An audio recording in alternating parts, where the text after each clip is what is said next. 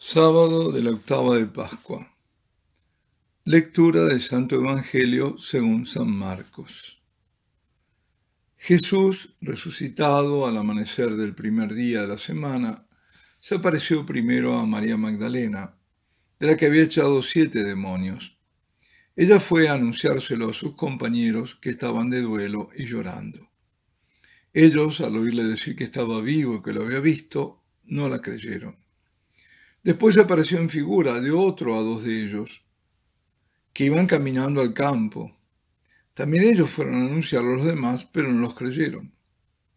Por último, se apareció Jesús a los 11, cuando estaban a la mesa, y les echó en cara su incredulidad y dureza de corazón, porque no habían creído a los que lo habían visto resucitado. Y les dijo: Id al mundo entero y proclamad el Evangelio a toda la creación. Palabra del Señor. Estamos viendo y escuchando lo ocurrido el día de la resurrección, pero a través de relatos de los distintos evangelistas. Y hoy, escuetamente, como es su estilo, es por medio de San Marcos que tenemos este relato. Él, como San Juan, solo menciona a María Magdalena, a quien encontró el Señor al amanecer del primer día de su resurrección. Más bien dice que fue la primera. No ofrece más detalles acerca del encuentro, sino que simplemente dice que fue a contárselo a los otros discípulos que lloraban desconsoladamente, pero no le creyeron.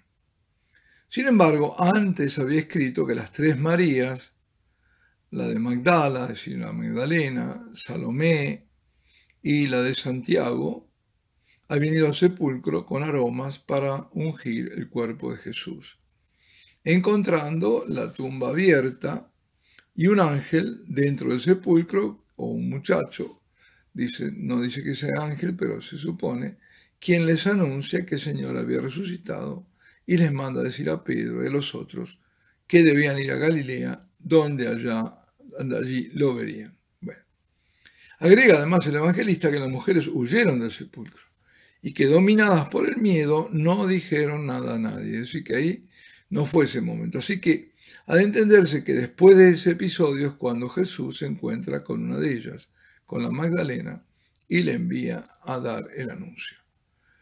San Marcos presenta a María Magdalena como aquella de la que el Señor había expulsado 7 demonios. Pareciera que quiere poner en evidencia con esto la divina misericordia, porque precisamente se le aparece y la hace apóstola, aquella que había estado endemoniada. Fue la primera en conocer que el Señor había resucitado, siempre que excluyamos a la Santísima Virgen, como lo hacen los relatos evangélicos, porque eso debería permanecer en el secreto de Dios y no en las Escrituras. Y fue la primera en anunciar ella a los apóstoles la gran noticia. Sí, como lo hicieron muchos padres de la Iglesia, la identificamos con la María que estaba a los pies del Señor escuchándolo, y antes como la pecadora profundamente arrepentida que Jesús perdona, y que luego la vemos fidelísima discípula al pie de la cruz. Si así la vemos, entonces resulta comprensible que el Señor la haya privilegiado de tal manera. Ella va, cuenta, pero no creen. ¿Y por qué no creen? Pero no ya aquellos que no lo vieron resucitado, sino quienes sí lo vieron. Le costaba creer. María Magdalena no lo reconoce al principio, en verdad, solo cuando él pronuncia su nombre. Los de Maús tampoco caen en la cuenta quién es el acompañante del camino, y ni siquiera cuando está en la casa, sino cuando él parte el pan. En el relato de ayer, dice Juan, el evangelista, que no se atrevían a preguntarle quién era, y ya estaban con él comiendo el pescado porque sabían que era el Señor. Es decir, estoy hablando de dos niveles diferentes. Uno, aquellos que no creían porque no podían terminar de creer, que les iban anunciando, y estos otros que lo habían visto y que les costaba darse cuenta. En el caso sí, claro, sabían, pero no era evidente que era el Jesús fácilmente identificable antes de su pasión y muerte. Pero tampoco era Cristo glorificado, porque aún no había ascendido al Padre. No era el transfigurado que habían visto Pedro, Juan y Santiago en el alto monte. Y todavía no era glorificado visiblemente, ni tampoco era el que habían conocido físicamente, pero sin duda era él. Ese cuerpo ya no era más pasible, era impasible, ¿no? Estoy sujeto al dolor, no era más mortal. Y otras propiedades tenía, porque había entrado en la sala estando las puertas cerradas en una ocasión. Y había desaparecido luego de partir el pan, por ejemplo, en otra. Por otra parte, era de hueso y carne y llevaba las marcas de sus heridas, no era un fantasma. En la transfiguración se había manifestado anticipadamente con la gloria con la que vendrá en la segunda venida. Pues era él, pero no era fácil de darse cuenta. Entonces, permanecería así ese periodo de 40 días con los suyos, para luego enviar al Espíritu Santo desde el cielo, ya recibiendo la gloria del Padre en el cielo.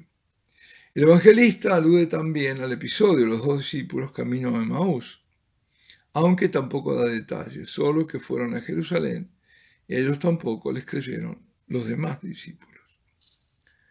La aparición a los 11, con la que concluye este pasaje, hoy proclamado, es el mismo día de la resurrección, pero la tarde.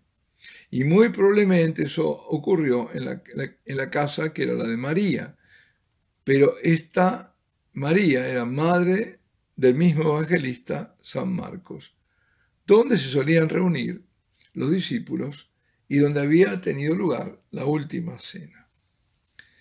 Y allí el Señor les echó una fuerte reprimenda por no haber creído lo que les había anunciado María Magdalena en primer lugar y los otros discípulos. Y luego les da el mandato de ir a todo el mundo y proclamar el Evangelio a todos. Y para mayor énfasis dice a toda la creación. Sin embargo, hay un detalle. La perícopa no termina ahí, es decir, el pasaje no termina ahí con el mandato de proclamar el Evangelio a toda la creación. Porque, pequeño detalle, sigue diciendo el Señor, quien creyere y fuere bautizado será salvo, mas quien no creyere será condenado. Y aquí los milagros que acompañarán a los que creyeren. En mi nombre expulsarán demonios, hablarán nuevas lenguas, tomarán las serpientes, y si bebieren algo mortífero no les hará daño alguno. Sobre los enfermos pondrán sus manos, y estos sanarán. Bueno, me abstengo de especular por qué fueron quitados estos versículos finales de la perícopa. ¿Por qué? Lo cierto es que no es posible ignorarlos. La afirmación del Señor es contundente. El que crea y se bautice se salva. El que se niegue a creer se condena. Además, da los signos que son propios de la Iglesia de Cristo y que algunos fueron muy evidentes a todos al comienzo del cristianismo y que luego se dieron en modo esporádico a lo largo de toda la historia. Pero ante todo que siempre se dio, en mi nombre expulsarán demonios. En mi nombre expulsarán demonios.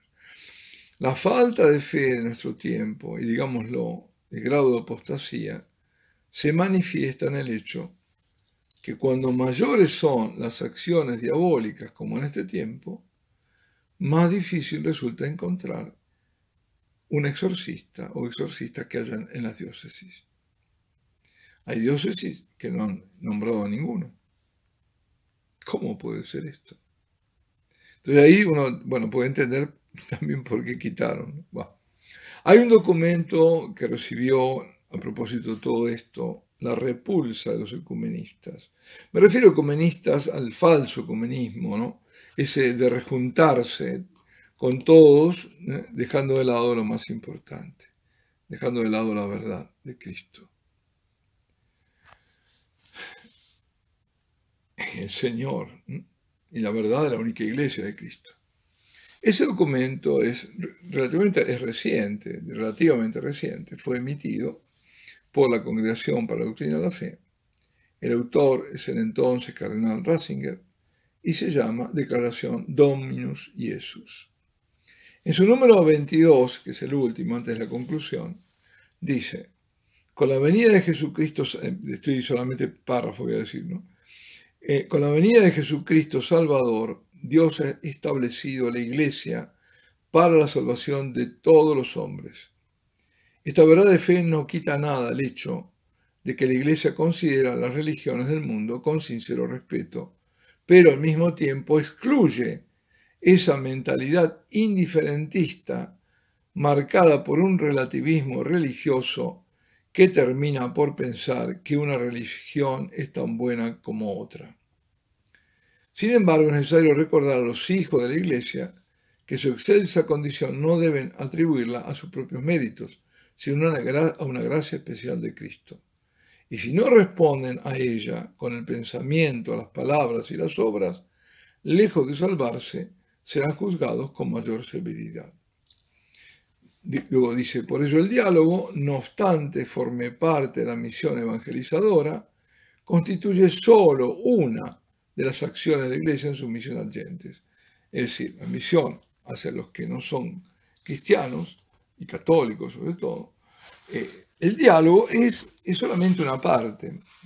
Le está poniendo en la dimensión que corresponde, porque según muchos, claro, la novedad del Concilio Vaticano II era dialogar y dialogar y dialogar, y el diálogo y nada de anuncio. Y luego dice la paridad, es decir, estar a la par, ¿no?, con las otras religiones, que es presupuesto del diálogo, se refiere a la igualdad de la dignidad personal de las partes, no a los contenidos doctrinales, ni mucho menos a Jesucristo, que es el mismo Dios hecho hombre, comparado con los fundadores de las otras religiones. Está clarísimo. Lo que se está haciendo es todo lo contrario. Se deja a Cristo para tener esa paridad que es falsa, ficticia. Aquí estamos a la par porque sí, respetamos unos a otros. Pero atención, aquí no estamos a la par poniendo en la misma balanza las doctrinas. Aquí no estamos con aquel video, aquí video terrible que se veía, yo amo, yo amo, yo amo, yo amo, y cada uno ponía ahí en las manos, se veía el Buda y se veía el niño Jesús, porque no pusieron la cruz. Tuvieron esa, pero era como diciendo, es lo mismo, ¿no? Todo lo mismo. No. Ese es el falso ecumenismo. En cambio aquí lo dice muy claro.